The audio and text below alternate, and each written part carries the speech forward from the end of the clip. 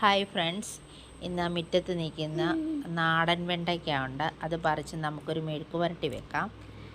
അതിനായിട്ട് ഞാനും ജാനിക്കുട്ടിയും കൂടെ വെണ്ടയ്ക്ക പറിക്കുവാണേ.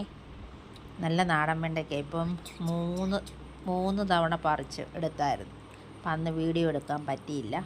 ഇന്ന് വീഡിയോ എടുക്കാൻ പറ്റിയത് അതെല്ലാം കഴുകി വൃത്തിയാക്കി എടുത്തിട്ടുണ്ട്. പച്ചമുളക് പോലെ അങ്ങ് പന്നലായിപ്പോൾ, അതുകൊണ്ട് അതിൽ നിന്ന് എനിക്ക് ഒരു പച്ചമുളകേ കിട്ടിയുള്ളൂ. പിന്നെ നമ്മുടെ മാർക്കറ്റിൽ നിന്ന് മേടിച്ച പച്ചമുളകും സവാള ഉള്ളി വെണ്ടയ്ക്കായൂടെ അരിഞ്ഞ് മെഴുക്ക് പുരട്ടി വെക്കാം. അതിന് വെണ്ടയ്ക്കയെല്ലാം അരിഞ്ഞുകൊണ്ടിരിക്കുക.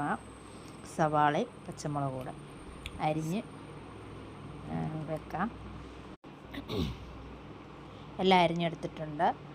അത് മുറത്തിനകത്തോട്ടിട്ടിട്ട് അതിലോട്ട് ഉപ്പിട്ടു, മഞ്ഞൾപ്പൊടി, മുളക് പൊടി ഇട്ടു, മഞ്ഞൾപ്പൊടി ഇട്ടു, അല്പം നാരങ്ങാ നീരിട്ടു. എന്നിട്ട് ഇളക്കി. അപ്പം നാരങ്ങാ നീരൊഴിക്കുമ്പം വെണ്ടയ്ക്ക ഇങ്ങനെ കുഴഞ്ഞിരിക്കത്തില്ല, ഡ്രൈ ആയിട്ടിരിക്കും. അതിനു വേണ്ടിയാണ് നാരങ്ങാ നീരൊഴിക്കുന്നത്.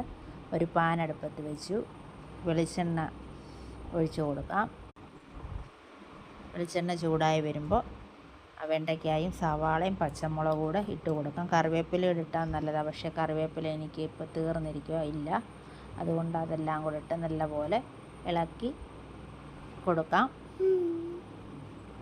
നല്ലപോലെ ഇവിടെ ജാനിക്കുട്ടിക്ക് വെണ്ടയ്ക്ക മെഴുക്കുവരട്ടി വലിയ ഇഷ്ടമാണ്. നല്ല മൊരിച്ചെടുക്കുന്ന വെണ്ടയ്ക്കായ അവൾക്ക് ഇഷ്ടം. അതുകൊണ്ട് നല്ലപോലെ മൊരിച്ചെടുക്കും. അവൾക്കതാ ഇഷ്ടം. നല്ല വെണ്ടയ്ക്ക മെഴുക്കുവരട്ടി റെഡി ആയിട്ടുണ്ട്. ഇഷ്ടപ്പെട്ടാൽ ലൈക്ക് ചെയ്യണം, സബ്സ്ക്രൈബ് ചെയ്യണം, കമൻറ്റും ചെയ്യണം.